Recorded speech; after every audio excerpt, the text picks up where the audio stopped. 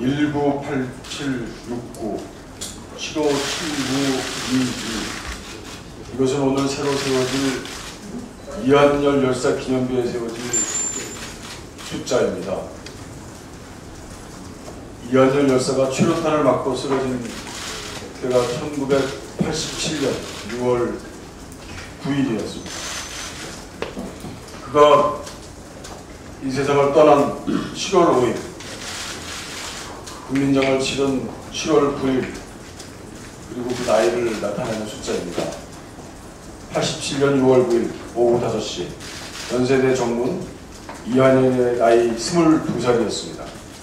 이한열은 시위대 선두에 서 있었습니다.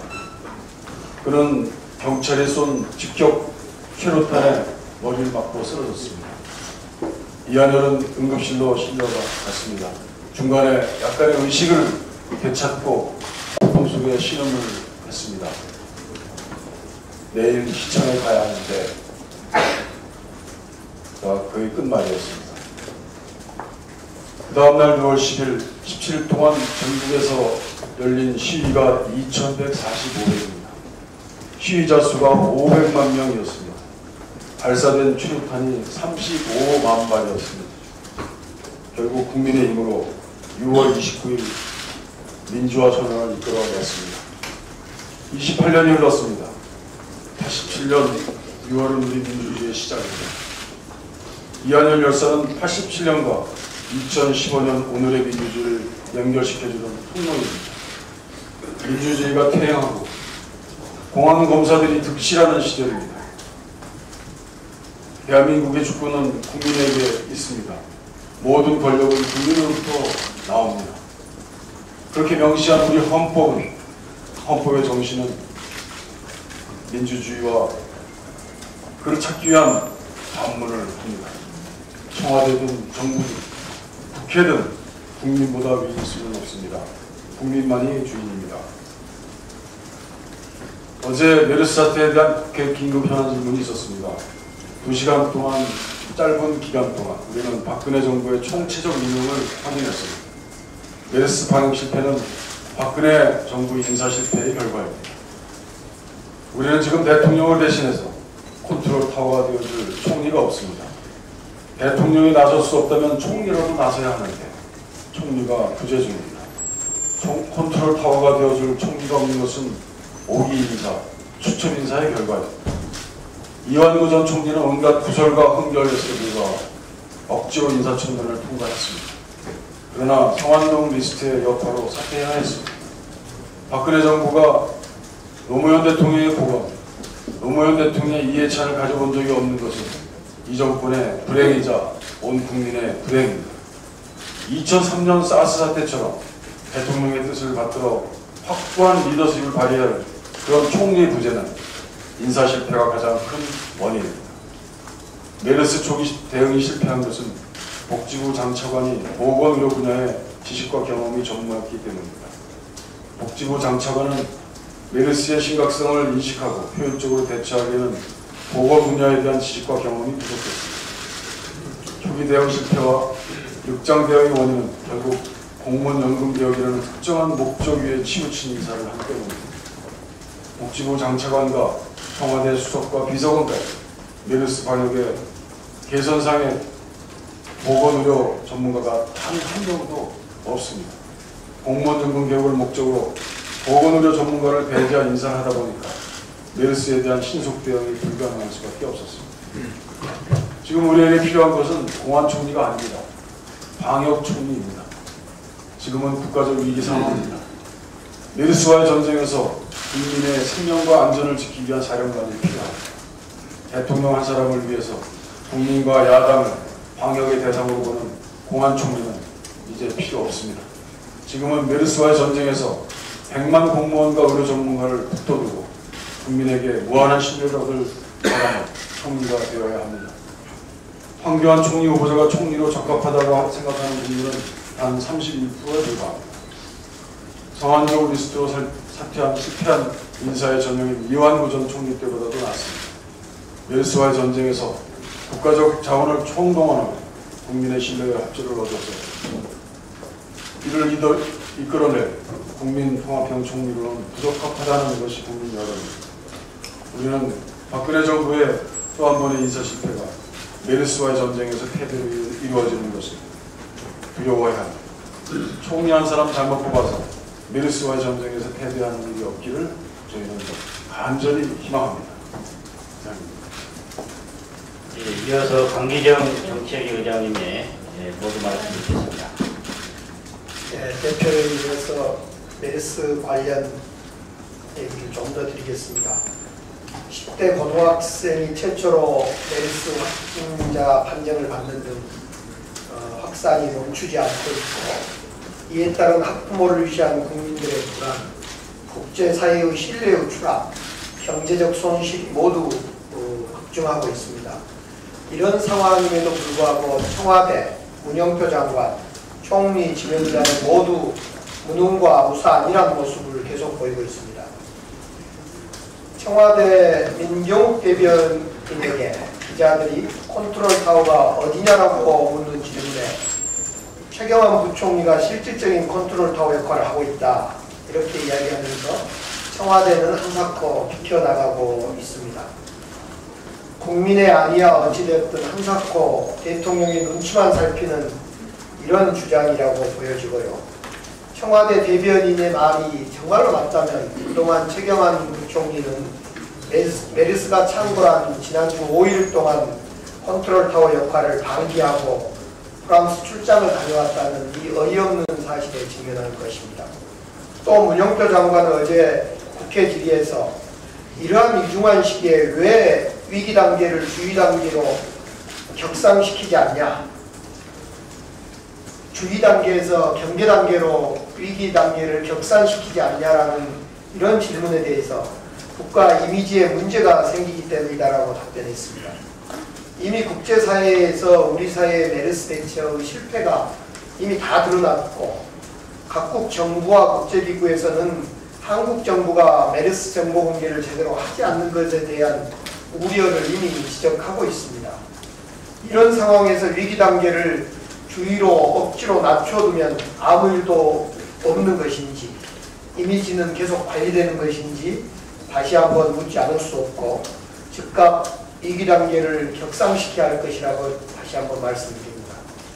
역시 황교안 총리 지명자는 어제 청문회장에서 박근혜 대통령의 대처가 늦은 것 아니냐라는 우리 의원님들의 질의에 대해서 박 대통령은 제때 해야 할 일을 다 하고 있다고 생각한다, 이렇게 주장하면서 국민들의 또 마음에 보화를 치밀게 했습니다. 총리 후보자의 용비어청가에 청와대는 흡족할지 모르지만은 메르스 확산 속에서 하루하루 근심이 커가는 국민들의 상처는 깊어가고 있습니다.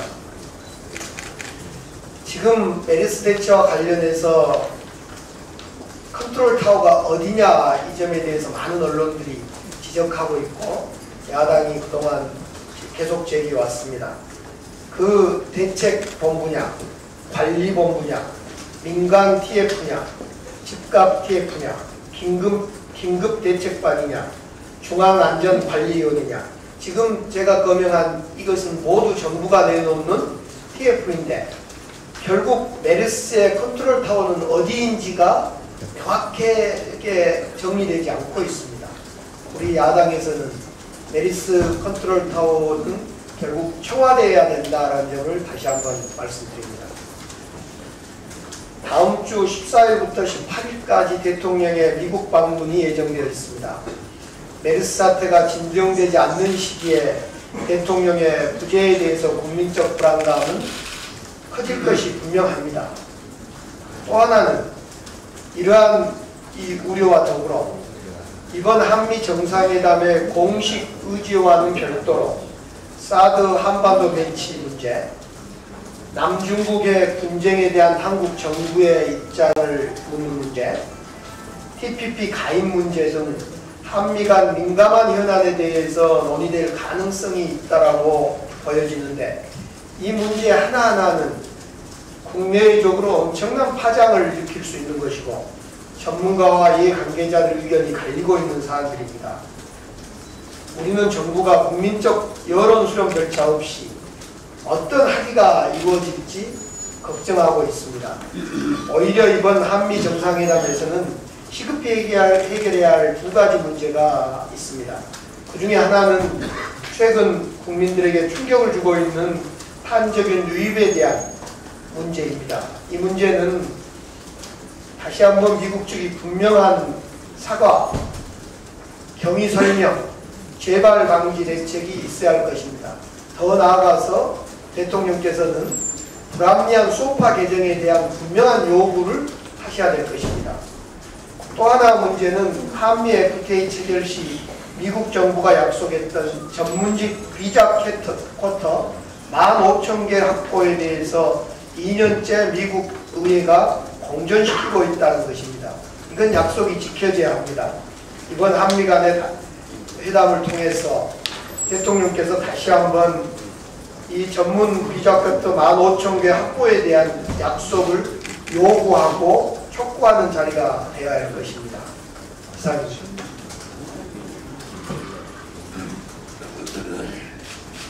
이어서 이석현 국회의장님의 말씀이 있겠습니다.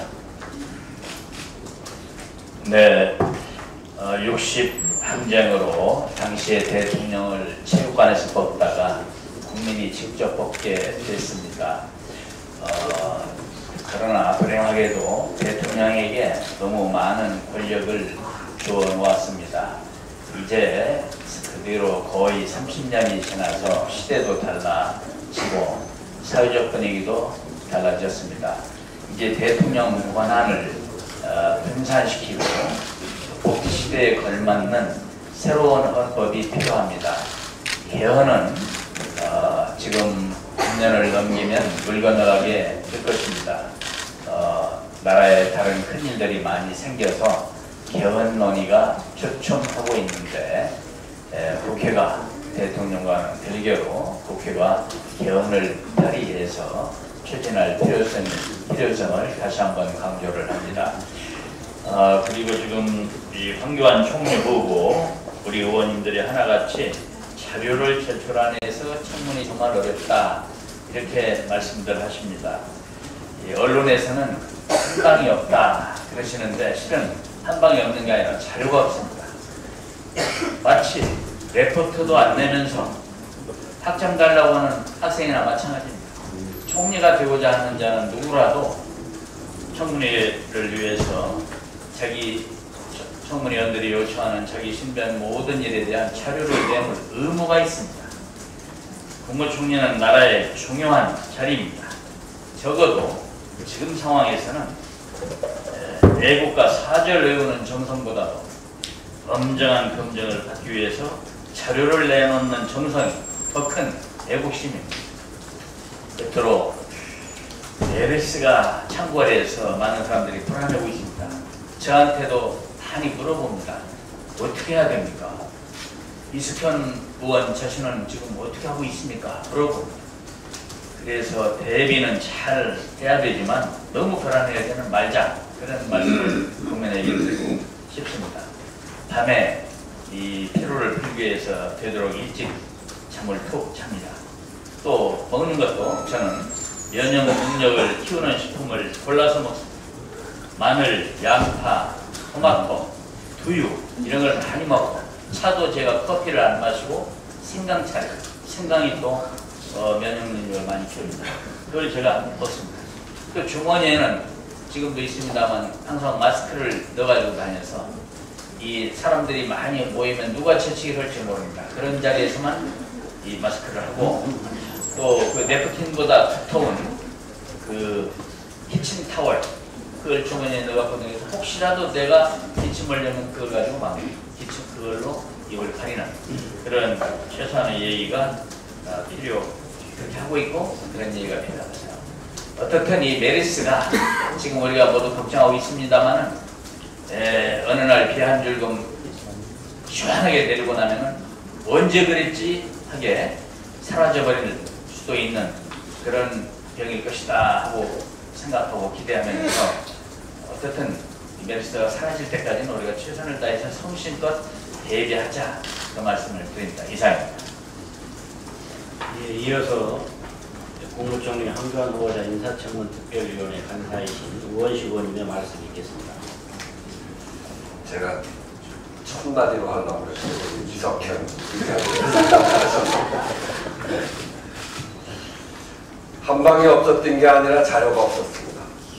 그러나 정관예우 비밀의 문을 열 빗장이 풀렸으니 황교안 후보자 119건 수임 사건의 내용을 검증해야 되는 이유입니다. 국민이 원하는 국무총리는 정관예우 덕이나 보는 유능한 변호사가 아닙니다. 대형 로펌에서 고위 공무퇴직 변호사가 돈을 어떻게 벌었는지는 법을 위반하지 않는 이상 문제가 될 게 없습니다. 그러나 그가 국무총리 후보자라면 다릅니다. 황 후보자가 대형 로펌에서 수임한 사건을 국회 인사청문회가 검증해야 하는 이유입니다. 황 후보자는 국내 대형 로펌의 고문으로 재직하면서 119건의 사건을 수임했습니다. 그동안 정관예우의 덕을 봤다는 의혹은 있었지만 그것이 확인된 적이 없었습니다. 2013년 인사청문회에서 17억의 고액 수임료는 드러났지만 그 실체는 드러나지 않았었습니다. 법을 핑계로 수임사건 자료를 제출하지 않고 버텼기 때문입니다. 그렇게 해서 결국 장관이 되었고 그런 황 후보자 때문에 국회에서 황교안법이 만들어졌습니다. 이번 국무총리 인사청문회 과정에서 마침내 황교안 후보자의 정관예우 사건의 일부가 드러났습니다. 그런데 그 실체가 드러난 것은 피해자의 이름을 삭제하지 않은 자료가 국회에 우연히 제출된 실무적 실수 때문이었습니다. 그 사건이 바로 청원아이스 정의동 회장 횡령 대부업법 위반 사건입니다. 사건의 전말은 이러합니다. 1, 2심을 대리했던 후보자가 속해 있던 로펌인 태평양이 모두 패소했고 피해자는 당연히 태평양에게 맡겨서는 안 되겠다고 생각했을 것입니다. 그래서 다른 법무법인인 김앤장에게 일을 맡깁니다. 그런데 주심 대법관이 바뀌자 갑자기 1, 2심 모두 패소했던 태평양에게 일을 다시 맡깁니다. 이유는 해당 법무법인의 고문으로 있던 황교안 변호사가 주심 대법관의 고교 동창생 같은 반 친구였기 때문일 것입니다. 황 후보자도 주심 대법관이 자신의 동창인 사실을 이미 알고 있었고 피고인이 이미 1, 2심을 패소해 피고인이 속한 태평양이 이미 1, 2심을 패소해 다른 로펌에 맡겨졌다는 것을 피고인 자신도 알고 있었습니다. 결국 대법원 상고심은 무죄 취지로 파기환송됩니다. 피해자의 입장에서 대법 주심 판사와 후보자의 특수관계를 고려한 선임이었을 것이고 이것은 부적절한 수임이라고 생각하는 것이 합리적 의심일 것입니다. 이 사건을 이렇게 장황하게 말하는 것은 이번 국무총리 인사청문회를 통해서 황교안 후보자의 정관예우의 비밀의 문이 우연히 열리는 계기를 마련했다는 것입니다. 황교안 후보자는 대형 로펌의 고문으로 사건을 무려 119건이나 했고 그중 19건은 자문만 했다고 합니다. 그러면서 아예 기초 사실조차 공개하지 않았습니다. 후보자가 맡았던 다른 사건들도 결국 정관예우의 산물일 가능성이 매우 커졌습니다. 황 후보자의 사건 수임 내용을 전부 검증해야 되는 이유입니다. 그런데 현행 황교안법으로는 황 후보자의 정관예우 실체를 확인할 길이 없습니다. 따라서 국내 대형 로펌의 변호사로서 그의 활동이 과연 장관이나 국무총리를 하기에 도덕적으로 문제가 없는지 검증할 길이 없습니다. 업무상 비밀, 의뢰자의 신상보호를 들어 이를 거부하고 있지만 형사소송법에 따르면 공공의 이익의 경우에는 제외하도록 되어 있습니다. 국무총리 인사청문회에서 필요한 만큼 공공의 이익에 합당한 경우가 더 어디 있겠습니까? 청문특위는 이미 비공개 열람을 의결했습니다. 원문을 살펴야 자문사건인지 송무사건인지를 확인할 수 있기 때문에 선 비공개 원문 열람 후 필요한 부분 공개를 여야 간에 합의한 바로 있습니다. 심지어 필요하다면 열람위원회 비밀 준수를 위한 각서까지 써주겠다고 했습니다. 이 합의가 지켜져야 됩니다. 우리는 국민의 눈높이에서 19금에 어떤 내용이 적혀 있는지 보고 싶습니다. 보게 해주십시오. 유일한 길은 후보자 본인이 변호사로서 전관예우 덕을 본 것이 아니라면 당당하게 관련 자료를 제출하고 검증에 임하는 길밖에 없습니다. 끝내 자료 제출을 거부한다면 스스로 떳떳하지 못하는 것을 말하는 것일 뿐입니다. 국회에서 이런 일을 검증하자고 인사청문회가 있는 것입니다. 예, 이어서 이춘석 원내 소속 부대표 발언이 있겠습니다.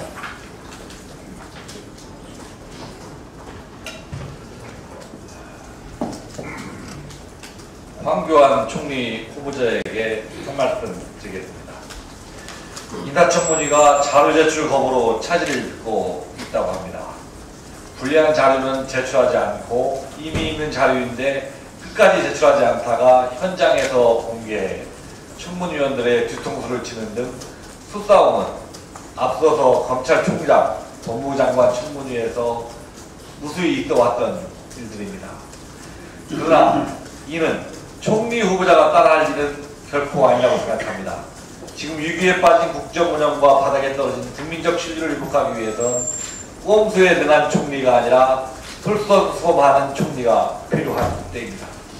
더욱이 황 후보자가 변명의 도구로 삼고 있는 법조인위원회는 자료 제출 거부 문제로 계속해서 지적을 받아왔습니다. 이 본인은 협의위에 국회에 대한 자료 제출 의무를 명확히 하는 변호사법 개정안을 발의해서 통과시킨 바도 있고 2013년 협의 예산을 심사하면서 비법조인을 포함하여 협의위의 인적 구성을 다양할 것과 국회에 대한 자료 제출 의무화를 부대 의견으로 달아서 통과시키기도 했습니다. 그러나 이 협의위는 이를 모두 무시하고 법조인을 위한 이익단체로 전락하고 있습니다. 판사 3명, 검사 3명, 변호사 3명 이렇게 구성해서 과연 공적 기능을 달성할 수 있겠습니까? 이번 기회에 협의의 인적 구성이 전면 개편되지 않는다면 단체의 존폐를 재검토할 것입니다. 황 후보자는 늘 법과 원칙을 중시하며 법치주의의 수호자임을 자인해왔습니다. 이것이 바로 황 후보자가 총리로 지명된 유일한 이유입니다. 이런 후보자가 편법적 행위를 일삼는 협의 뒤에 숨어 책임을 회피하는 것은 옳지 않습니다. 평소의 소신대로 법치주의를 존중한다면 정정당당하게 자료를 제출하고 공직자로서 적격성을 검증받으십시오. 이를 거부하는 것은 황 후보자 스스로 총리가 되어야 하는 이유를 부정하는 것입니다. 후보자가 계속 그러한 모습을 보인다면 우리 당도 황 후보자의 총리 인준에 동의하기 어렵다는 말씀을 분명히 드립니다. 이상입니다. 네, 이어서 한정혜 의원님의 발언이 있겠습니다.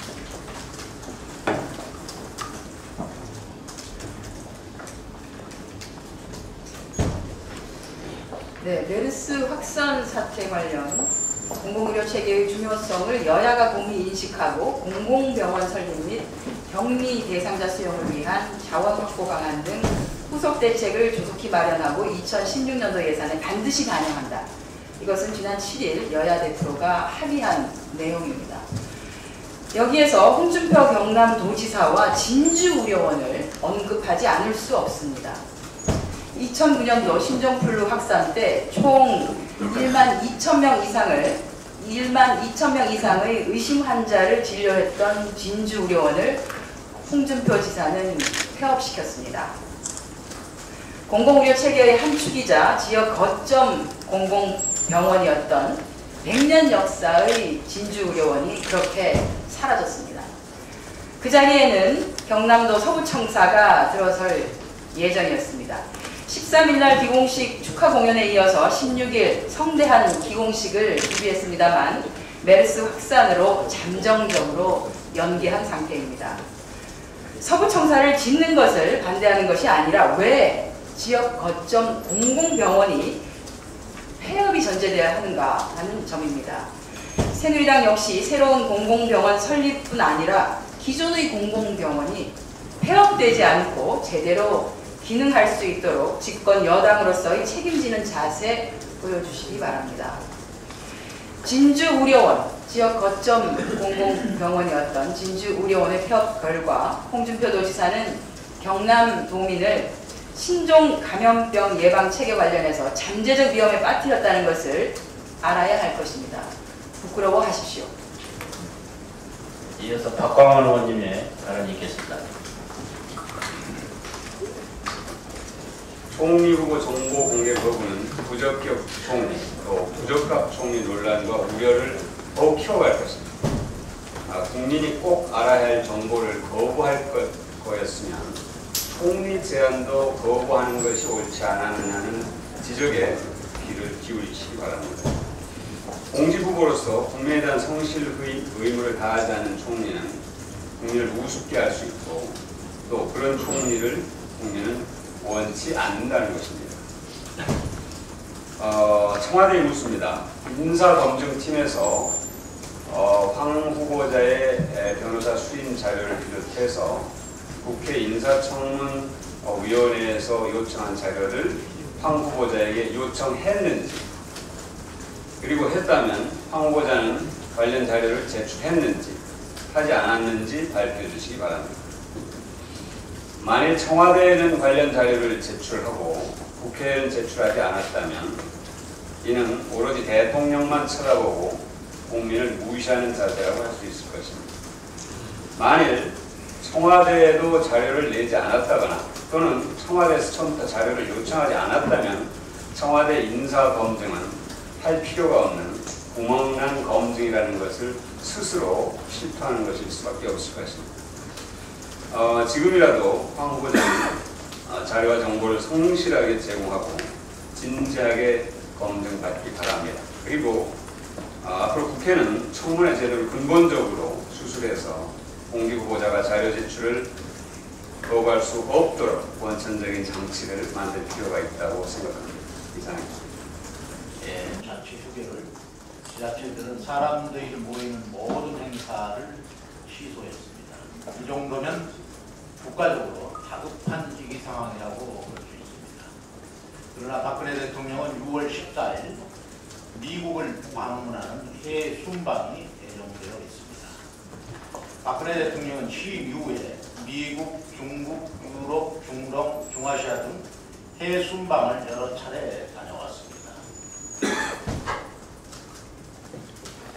이 판넬에 있는 내용을 일일이 언급하지는 않겠지만 공교롭게도 대통령의 해외 순방 시기 때마다 국내에서는 주요 현안이 발생하거나 정치적 사건들이 진행 중이었습니다.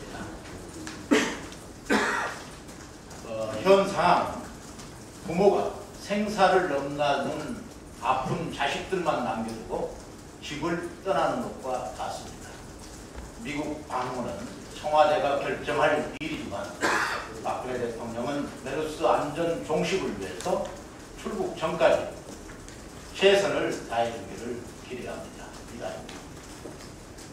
이상으로 오늘의 제 공개 발언을 마치고 지금부터